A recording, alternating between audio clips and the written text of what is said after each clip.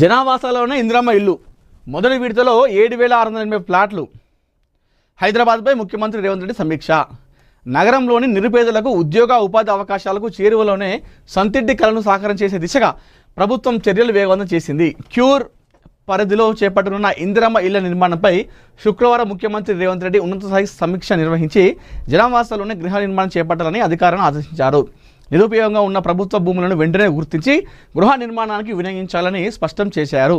సమీక్ష సమావేశంలో మాట్లాడిన ముఖ్యమంత్రి ఔటర్ రింగ్ రోడ్ పరిధిలోని ఖాళీ ప్రభుత్వ భూములపై ప్రత్యేక దృష్టి సారించాలని అధికారులను ఆదేశించారు. పోలీస్, రెవెన్యూ, రవాణా శాఖల ఆధీనంలో ఖాళీగా ఉన్న స్థలాలను ఇందిరమ్మ గృహాల నిర్మాణానికి వాడుకోవాలని చెప్పేసి చెప్పడం జరిగింది. సో జనాభా అంటే ఇందిరమ్మ ఇల్లు అనగానే ఎక్కడో అవుట్స్కట్స్లో ఎక్కడ ఊరు అవతల వేస్తామని చెప్పేసి ఒకటి ఉంటుంది చాలామంది కూడా. అయితే రేవంత్ రెడ్డి వాటన్నిటి కూడా చెక్ పెడుతూ జనావాసాల్లోనే ఇందిరమ్మ ఇల్లులు, జనం గతంలో ఎక్కడ ఉంటారో వాళ్ళు ఉన్న దగ్గరనే ఇందిరమ్మ ఇల్లులు నిర్మాణం చేస్తామని చెప్పేసి చెప్తా ఉన్నారు. మొదటి విడతలో 7,680 ఫ్లాట్లు అంట. మొదటి విడతలోనే 7,680 ఫ్లాట్లు నిర్మించబోతున్నారంట. అయితే నిన్న సమీక్ష సమావేశంలో ఇదంతా కూడా మాట్లాడడం జరిగింది. అయితే ప్రభుత్వ భూములు ఎక్కడెక్కడైతే ఖాళీగా ఉంటాయో ఆ ఖాళీగా ఉన్నటువంటి ప్రాంతాలను గుర్తించి వాటిని ఇందిరమ్మ ఇళ్ళ నిర్మాణానికి వాడుకోవాలని చెప్పేసి చెప్పడం జరిగింది. ఎవరైతే హైదరాబాద్లో ఇల్లు లేని వారు ఉంటారో, పేదలు ఉంటారో వాళ్ళందరికీ కూడా హైదరాబాద్లో ఉన్నటువంటి ప్రభుత్వ భూములు ఎక్కడెక్కడైతే ఖాళీ ఉంటాయో వాటిని గుర్తించి ప్రభుత్వ ఖాళీ స్థలాల్లో ఆ ఇందిరమ్మ ఇల్లు నిర్మించి ఆ నిరుపేదలకు, హైదరాబాద్లో ఉన్నటువంటి నిరుపేదలకు ఇవ్వాలనేటువంటి ఆలోచనతో ఇది చేస్తూ ఉన్నారు. అంటే మొత్తానికైతే జనావాసాల్లోనే ఉండే విధంగా ఇదంతా కూడా నడుస్తూ ఉంది. రేవంత్ రెడ్డి గారి ప్లాన్ అంతా కూడా ఇదే. అంటే ఎక్కడ ఇందిరమ్మ ఇల్లు అనగానే ఒక సపరేట్ కాలనీ ఏర్పాటు చేసి, లేదంటే ఊరు బయట ఒక అవుట్స్కట్స్లో వేసేయడం కాకుండా జనావాసాల్లోనే ప్రభుత్వ భూములు అయితే ఎక్కడ ఉంటాయో వాటిని గుర్తించి వాటి ప్లేస్లలో ఆ స్థలాల్లోనే ఇందిరమ్మ ఇల్లు నిర్మించి హైదరాబాద్లో ఉన్నటువంటి ఎవరైతే ఇల్లు లేని వారు ఉంటారో, నిరుపేదలు ఉంటారో వారికి ఇచ్చే లక్ష్యంగా కూడా ఇదంతా నడుస్తూ ఉంది. సో చాలా మంచి ఆలోచన. ముఖ్యంగా ఓఆర్ఆర్ అంటే ఔటర్ రింగ్ రోడ్డు ఏదైతే ఉంటాయో అక్కడ ఖాళీ స్థలాలు ఉంటాయి కదా, చాలా వరకు కూడా ఔటర్ రింగ్ రోడ్డు బయట అంతా కూడా ఖాళీ స్థలాలు ఉంటాయి. ఆ ఖాళీ స్థలాల ప్లేస్లో ఇందిరమ్మ ఇల్లులు నిర్మాణం జరగాలి. జరిగి వీళ్ళందరూ కూడా నిరుపేదలకు, హైదరాబాద్లో ఉన్నటువంటి నిరుపేదలకు అక్కడ స్థలాలను ఇచ్చి అక్కడ వాళ్ళకు ఇందిరమ్మ ఇల్లు నిర్మాణం చేసి వాళ్ళకు గిఫ్ట్గా ఇవ్వాలని చెప్పేసి రేవంత్ రెడ్డి గారు చూస్తూ ఉన్నారు. మొదటి విడతలోనే 7,680 ఫ్లాట్లు ఇవ్వబోతున్నారట హైదరాబాద్లో. ఖాళీ తెలంగాణ కాదు, కేవలం హైదరాబాద్లో మొదటి విడతలో ఇందిరమ్మ ఇల్లులో భాగంగా 7,680 ఫ్లాట్లు ఇవ్వబోతున్నారంట.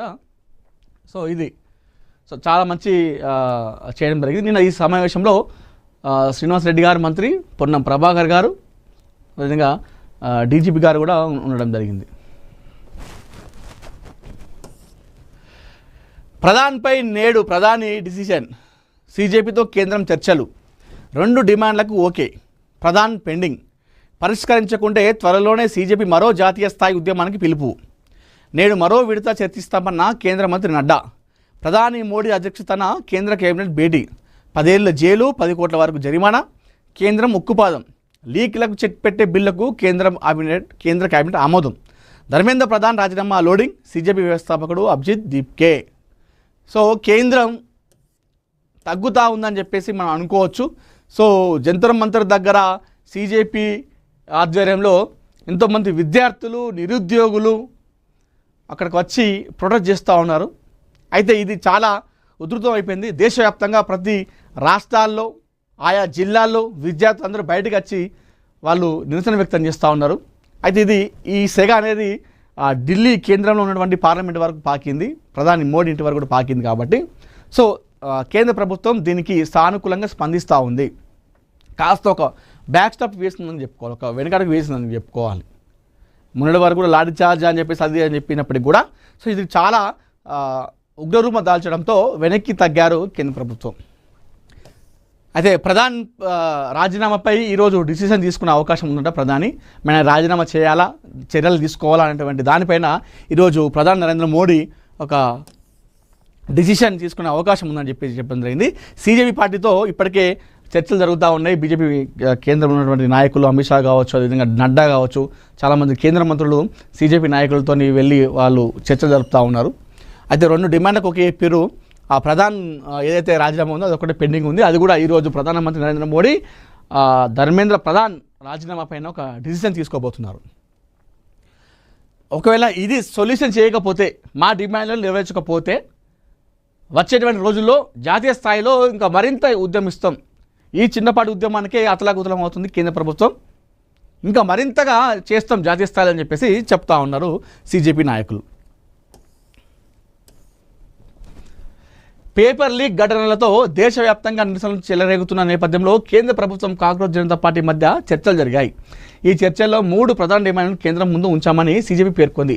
3 డిమాండ్లకు సానుకూలంగా స్పందించిన కేంద్రం ప్రధాని రాజీనామా డిమాండ్పై మాత్రం 24 గంటల సమయం కోరింది.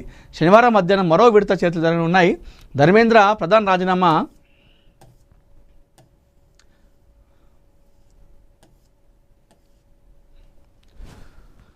డిమాండ్పై మాత్రం 24 గంటల సమయం కోరింది. శనివారం మధ్యాహ్నం మరో విడత చర్చలు జరగనున్నాయి. ధర్మేంద్ర ప్రధాన్ రాజీనామా చేస్తారని ఆశిస్తున్నామని సీజేపీ అధికార ప్రతినిధి అశుతోష్ రాంకా చర్చల అనంతరం తెలిపారు. మరోవైపు ప్రధాని మోడీ అధ్యక్షతన కేంద్ర కేబినెట్ భేటీ జరగగా లీక్లకు చెక్ పెట్టే బిల్లులకు కేంద్ర కేబినెట్ ఆమోదం ముద్ర వేసింది. సో గంటన్నర పాటు చర్చ జరిగినట. కేంద్ర విద్యాశాఖ మంత్రి ధర్మేంద్ర ప్రధాన్ రాజీనామా చేయాల్సిందేనని సీజేపీ డిమాండ్ చేసింది. ఆత్మహత్య చేసుకున్న విద్యార్థుల కుటుంబాలకు కోటి పరిహారం ఇవ్వాలని, విద్యార్థులపై నమోదైన కేసులు కొట్టివేయాలని కోరామని పేర్కొంది. అయితే ఈ 3 డిమాండ్లను పరిష్కరించేందుకు శనివారం మధ్యాహ్నం వరకు వేచి చూస్తామని సీజేపీ వెల్లడించింది. గంటన్నరకు పైగా వీరి సమావేశం జరిగింది. ఈ సమావేశంలో విద్యా వ్యవస్థలో సమూల సంస్కరణలు తీసుకురావాలని చెప్పేసి సీజేపీ ప్రతినిధులు కోరారు.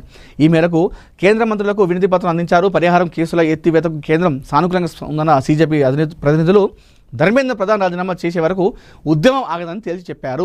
ఈ భేటీకి ప్రభుత్వం తరపున కేంద్ర మంత్రులు బీజేపీ నడ్డా, జితేందర్ సింగ్ హాజరయ్యారు. సీజేపీ అధికార ప్రతినిధి సౌరభ్ దాస్, జాతీయ అధికార ప్రతినిధి అశుతోష్ హాజరయ్యారు. ప్రభుత్వంతో సుదీర్ఘ చర్చలు జరిగాయి. ధర్మేంద్ర ప్రధాన్ రాజీనామా లేదా ఆయనను పదవి నుంచి తొలగించకుండా మేము శాంతికి అంగీకరించబోమని ప్రభుత్వానికి చాలా స్పష్టంగా చెప్పాము. ఈ అంశంపై సమాధానం ఇవ్వడానికి ప్రభుత్వం శనివారం మధ్యాహ్నం వరకు సమయం అడిగింది. ఒకవేళ ధర్మేంద్ర ప్రధాన్ రాజీనామా లేదా తొలగింపు త్వరగా జరగకపోతే ఈ ఆందోళన మరింత ఎక్కువ చేస్తామని చెప్పి చెప్తా ఉన్నారు. ధర్మేంద్ర ప్రధాన్ రాజీనామా లోడింగ్. ధర్మేంద్ర ప్రధాన్ను తొలగించాలని సీజేపీ వ్యవస్థాపకుడు అభిజిత్ దీప్కే ప్రధాని మోడీని కోరారు. ఒకవేళ ధర్మేంద్ర ప్రధాన్ రాజీనామా చేసుకోకపోతే దేశవ్యాప్తంగా రోడ్లపైకి వచ్చిన యువత మీ రాజీనామాను కోరడం ప్రారంభిస్తామని వ్యాఖ్యానించారు. ధర్మేంద్ర ప్రధాన్ రాజీనామా చేస్తే విద్యార్థుల కంటే మోడీకి ఎక్కువ మేలు ఉంటుందని తెలిపారు. ధర్మేంద్ర ప్రధాన్ రాజీనామా లోడ్ అవుతుందని భావిస్తున్నట్లు ఆయన పేర్కొన్నారు. సో ఈరోజు ధర్మేంద్ర ప్రధాన్ రాజీనామా లోడింగ్ అని చెప్పి చెప్తా ఉన్నారు. అంటే ఈరోజు డిసిషన్ తీసుకునే అవకాశం ఉందంటే మరి ఈరోజు ధర్మేంద్ర ప్రధాన్ కేంద్ర మంత్రికి రాజీనామా చేయబోతున్నాడా? సీజేపీ పార్టీ ఈ విషయంలో విజయం సాధించిందా అనేది మనం చూడాలి. మరి మధ్యాహ్నం వరకు టైం ఇచ్చారట. ఈ మధ్యాహ్నం వరకు చేయకపోతే మరొకసారి ఉద్యమిస్తా అని చెప్పి చెప్పడం జరిగింది.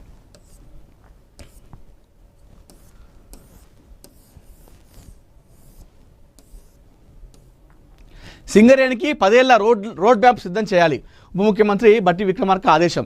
బొగ్గుతో పాటు క్రిటికల్ మినరల్స్, గ్రీన్ ఎనర్జీ రంగాల్లోకి విస్తరించాలి. ప్రైవేట్ పోటీని ఎదుర్కొనేలా నాణ్యత పెంచాలి. సింగరేణి